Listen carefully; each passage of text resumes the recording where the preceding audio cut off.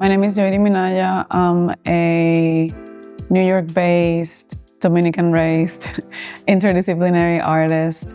Looking at the Cooper Hewitt collection and looking through the books here, I was being a nerd in all sorts of directions, and I have so many bookmarks of things that I will come back for. But the idea that resonated the most, I was looking at some of the designs that you have here by Althea McNish, who was based in London and developed her career there. And I was thinking of how she was very important for design history and how a lot of that importance gravitated around her use of color and the idea of her bringing color and tropical motifs to post-war UK. In relation to this diasporic experience, she was very active in terms of the Caribbean community in the UK, in terms of organizing, especially within designers and artists circles.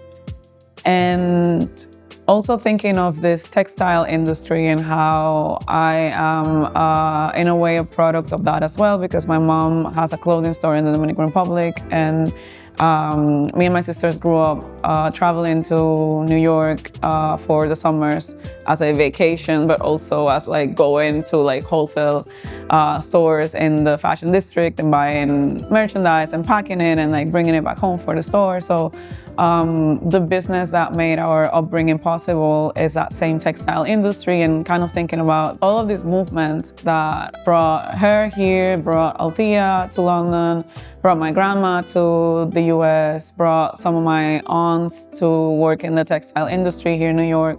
I had an interest in the Southern culture in the US, Black Southern culture, and how that's also in conversation with a diasporic Caribbean culture in many ways. And I had been interested in indigo and haint blue as colors that have specific histories and associations.